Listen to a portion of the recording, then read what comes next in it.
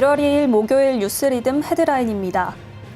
민주당의 유력한 차기 대선 주자인 이재명 대표가 국민의힘에서 누가 후보로 나와도 대선 가상 대결에서 완승을 거두는 것으로 나타났습니다. 그나마 오세훈 서울시장이 이 대표를 상대로 한 국민의힘 후보 중 가장 높은 지지율을 기록했습니다. 새해 재개는 조기 대선 이슈에 주목할 걸로 보입니다. 현 정부의 규제 완화 노선이 급변할 변수가 연말 탄핵 정국에서 파생됐습니다. 지난해 주택시장은 수도권 주요 지역의 집값은 상승했지만 지방은 약세를 보이며 양극화 현상이 뚜렷했습니다. 올해도 이런 현상은 지속될 거란 의견이 우세한 가운데 전문가들은 부동산 매매 시장이 상저하고 흐름을 보일 걸로 봤습니다. 금융시장의 변동성이 커진 환경에서 맞는 2025년, 금융권 전문가들은 안전한 자산 관리를 강조했습니다.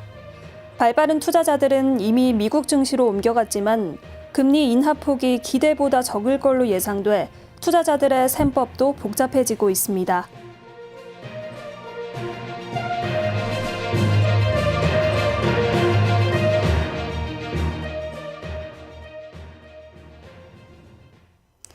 시청자 여러분 안녕하십니까? 뉴스리듬의 최하나입니다. 다사다난했던 2024년이 저물고 새해가 밝았습니다. 하지만 비상계엄 이후 혼란은 잦아들지 않고 있습니다. 윤석열 씨의 내란 혐의를 수사하는 고위공직자 범죄수사처는 이르면 오늘 체포영장을 집행할 것으로 보이는데요. 체포영장의 유효기간은 오는 6일까지입니다. 오늘의 첫 소식입니다. 민주당의 유력한 차기 대선 주자인 이재명 대표가 국민의힘에서 누가 후보로 나와도 대선 가상 대결에서 완승을 거두는 것으로 나타났습니다.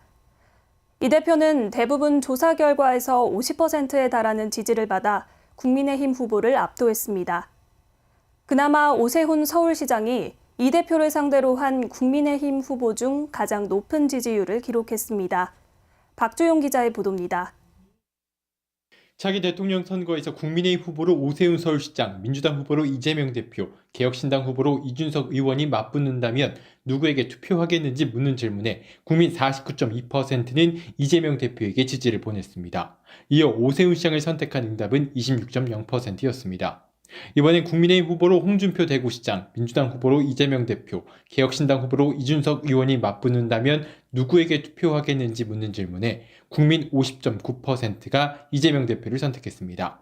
이어 홍준표 시장은 24.4%의 지지를 받았습니다. 국민의힘 후보로 한동훈 전 대표, 민주당 후보로 이재명 대표, 개혁신당 후보로 이준석 의원이 맞붙는다면 누구에게 투표하겠는지 묻는 질문엔 국민 49.8%가 이재명 대표를 지목했습니다. 이어 한동훈 전 대표를 선택한 응답은 21.3%였습니다. 국민의힘 후보로 유승민 전 의원, 민주당 후보로 이재명 대표, 개혁신당 후보로 이준석 의원이 맞붙는다면 누구에게 투표하겠는지 묻는 질문엔 국민 48.4%가 이재명 대표를 선택했습니다. 유승민 전 의원을 지목한 응답은 16.9%였습니다. 이준석 의원은 12.2%의 지지를 받아 뒤를 이었습니다.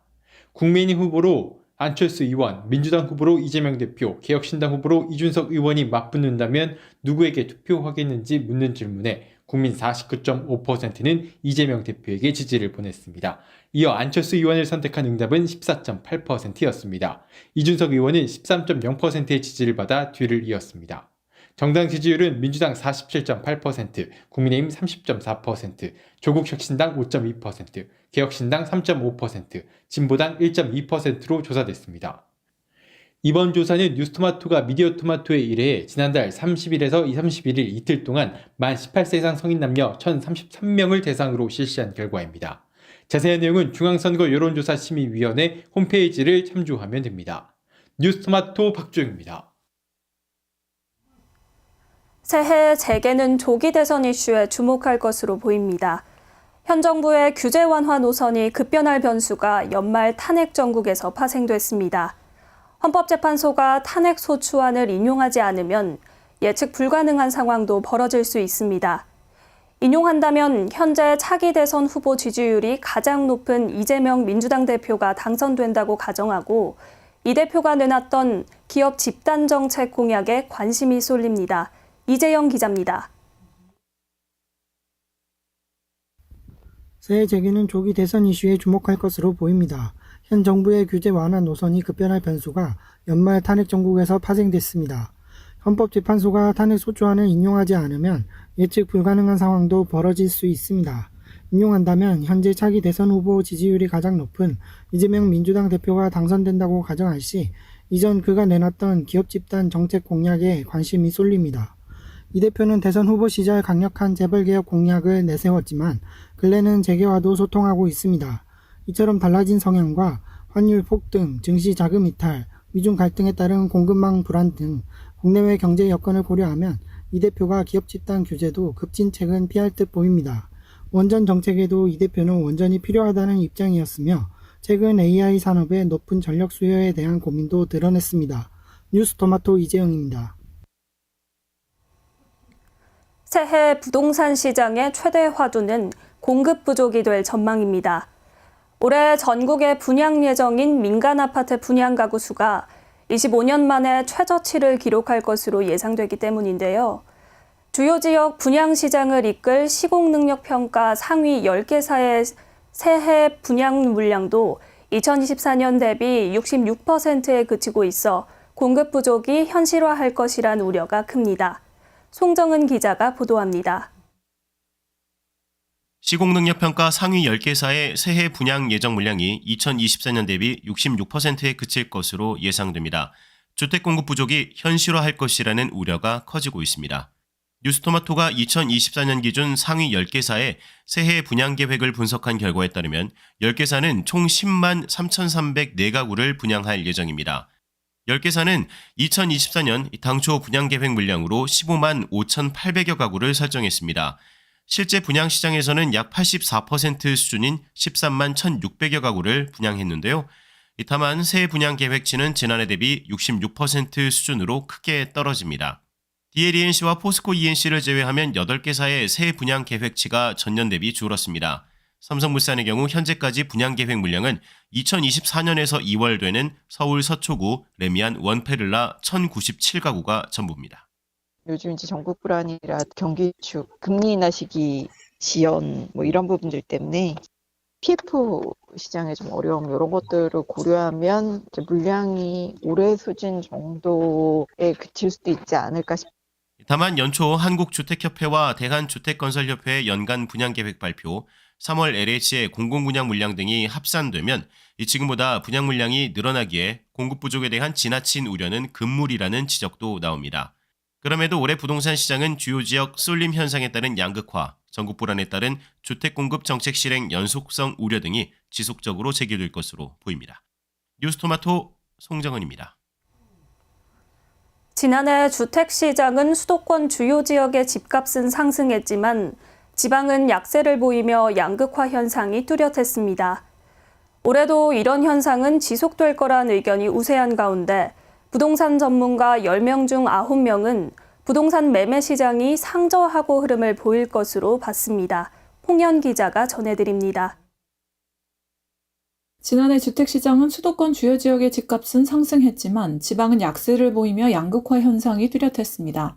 올해도 이런 현상은 지속될 거란 의견이 우세한 가운데 부동산 전문가 10명 중 9명은 부동산 매매 시장이 상저하고 흐름을 보일 것으로 봤습니다. 수도권 전월세 시장은 대출 등 갭 투자가 쉽지 않은 환경으로 변화하고 신규 공급되는 전세 매물 등의 감소로 당분간 공급 부족과 가격 상승이 지속될 것이란 분석입니다.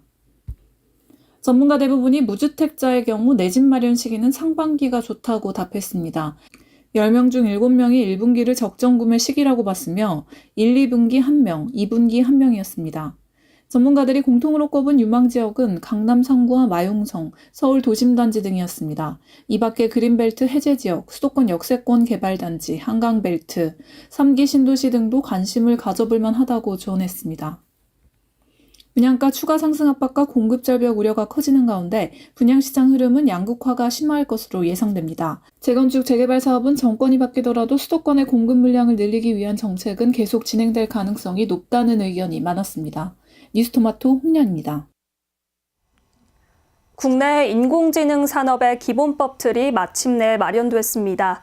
AI 기본법이 국회를 통과하면서 우리나라는 유럽연합에 이어 세계에서 두 번째로 AI 관련 법안을 제정한 국가가 됐는데요. 다만 아직은 법의 적용 범위를 명확하게 하는 등 보완해야 할 부분이 많습니다. 이진하 기자가 취재했습니다.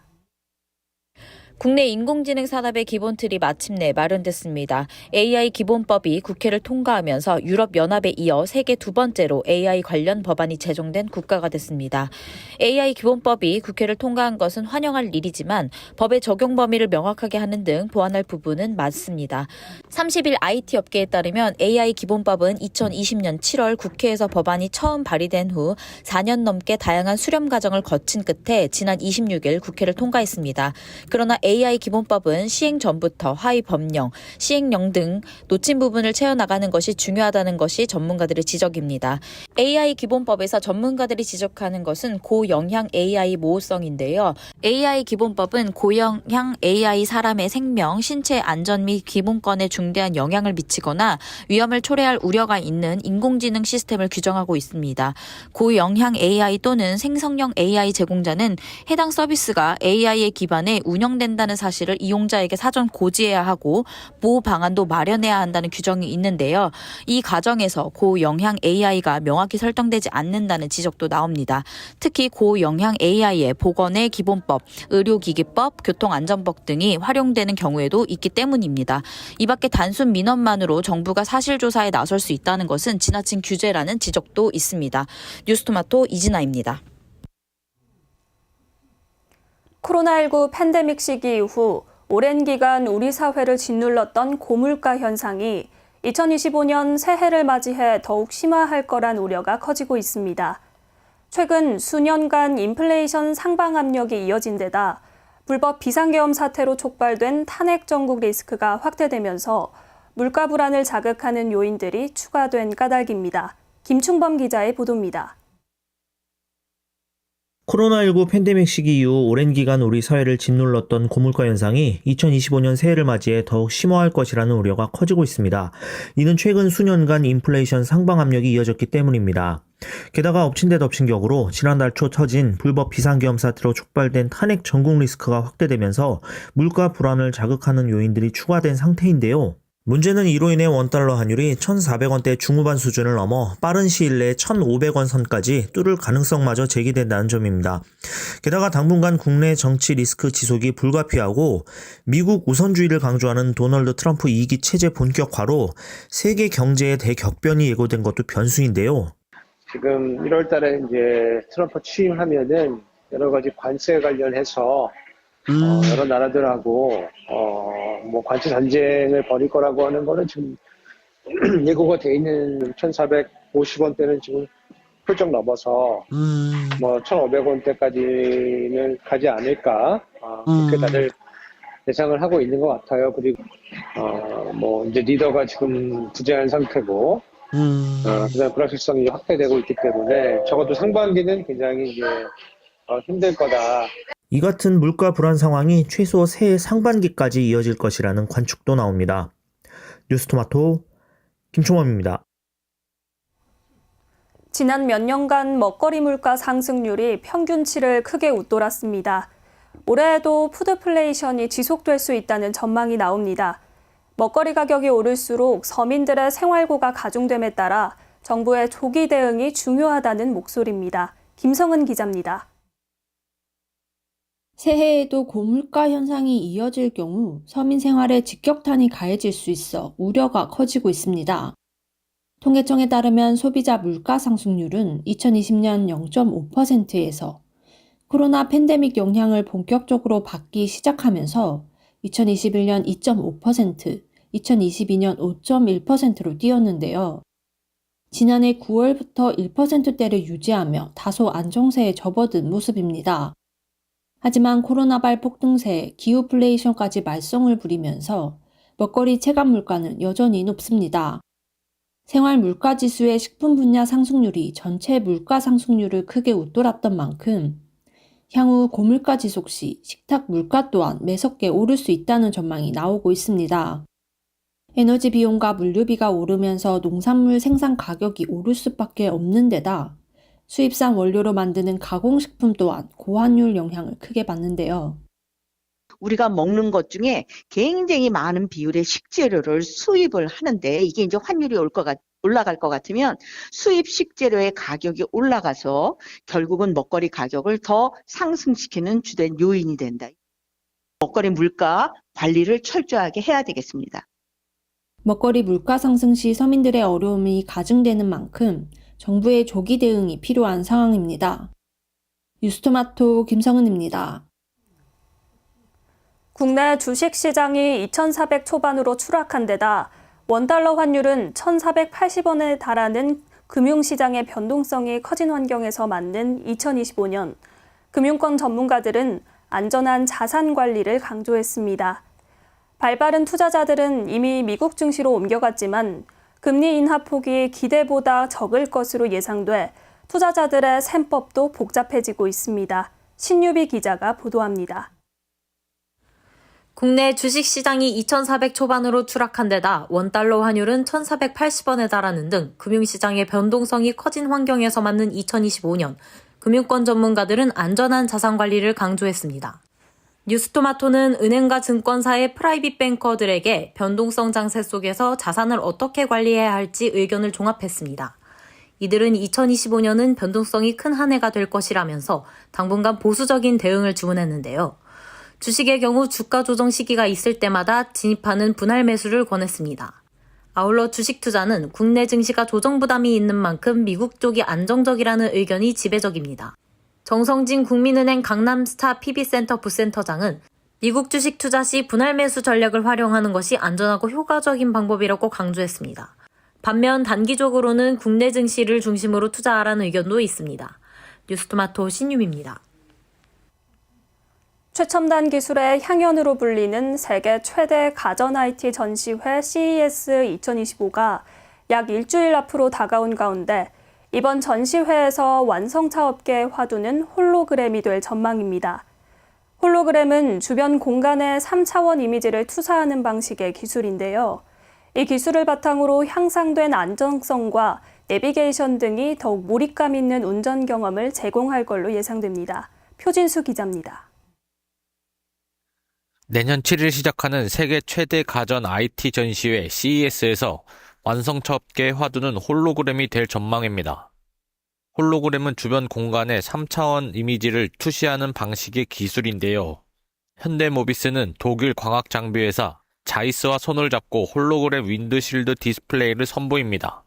이 기술을 통해 운전자와 동승자가 차량 주행 중 동영상이나 음악 등의 인포테인먼트 기능이 강화됩니다.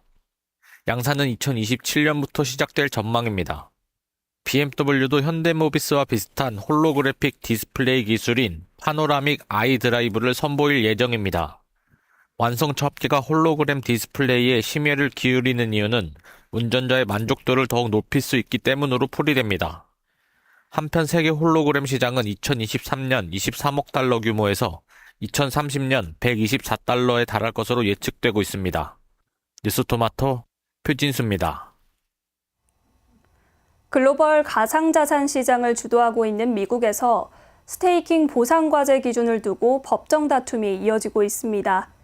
미국 국세청은 스테이킹 보상 발생 즉시 과생 대상이라는 입장인 반면 소송을 제기한 측은 보상 판매 시점에 과세를 해야 한다고 주장하고 있습니다.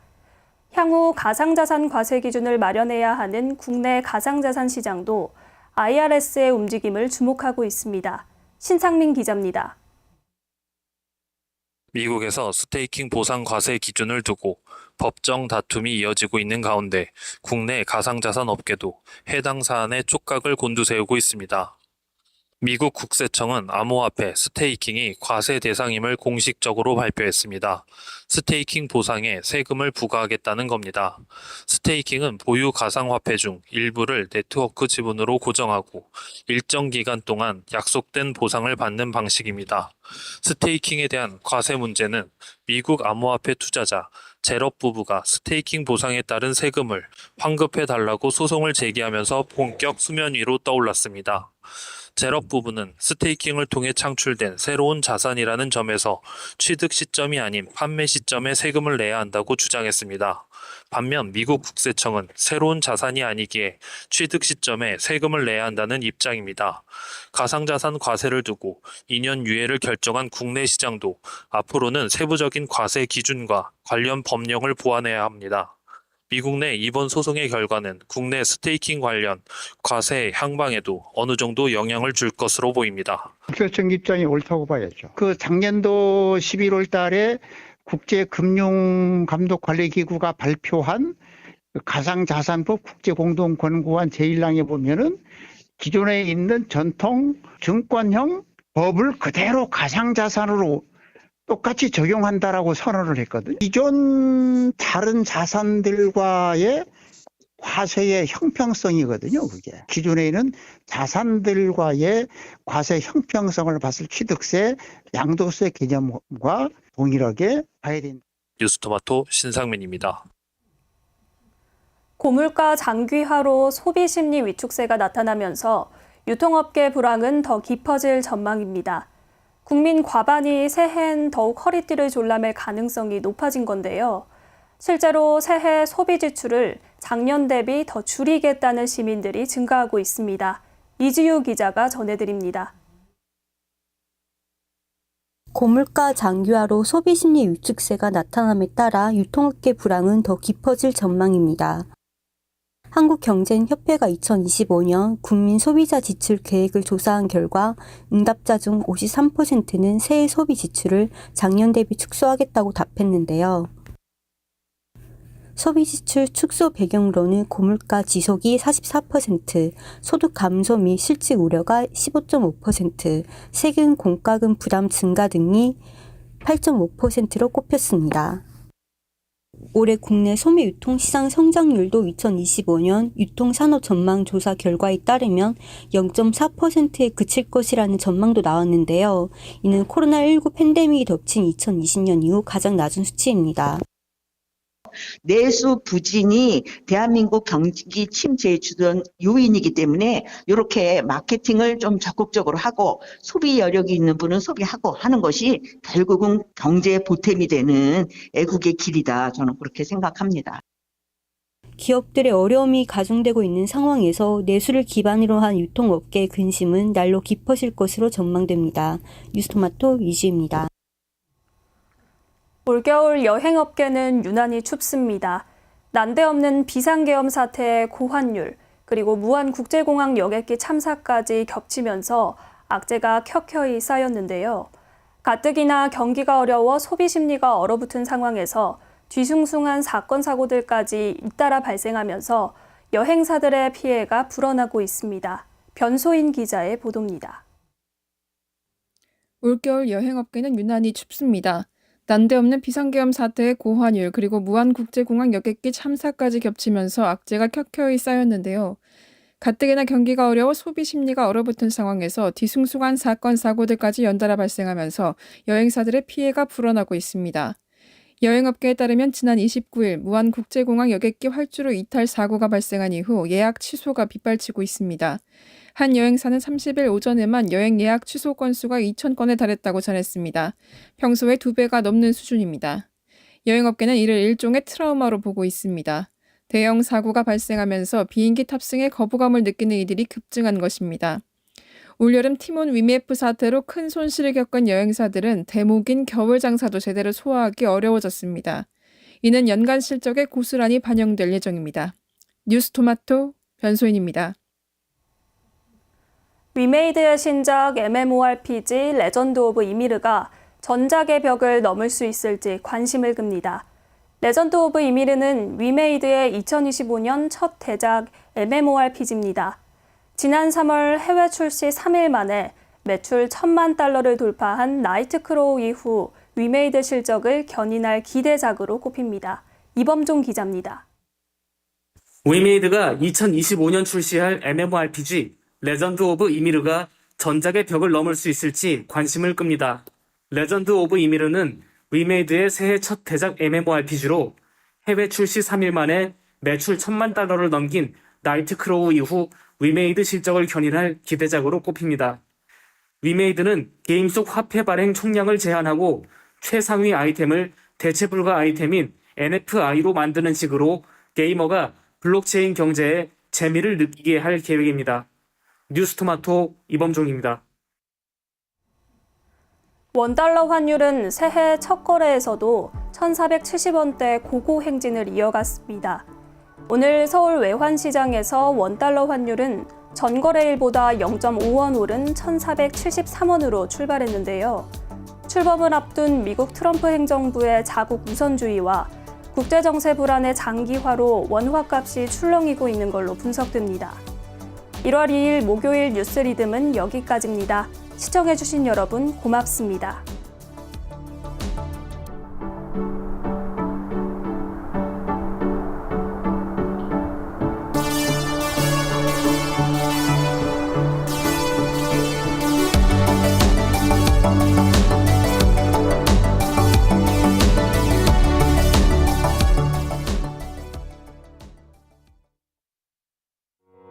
우리아이 재단에서 뜻을 함께할 정기 후원자분들을 기다립니다. 우리아이 재단은 한반도 어린이를 위한 재단입니다. 배고픈 어린이들에게 영양 가득한 국수를 보내고 영유아 자폐 조기검사 지원, 베이비박스의 이유식 정기 배달, 중증장애 및 취약 아동들을 지원하고 있습니다. 따뜻한 손길을 이어주는 분들께 우리아이 팔찌와 감사 선물을 드립니다. 지속적인 지원을 통해 더 많은 어린이들에게 도움을 줄 수 있도록 정기 후원자가 되어주세요. 후원 문의 02-2128-3344, 2128-3344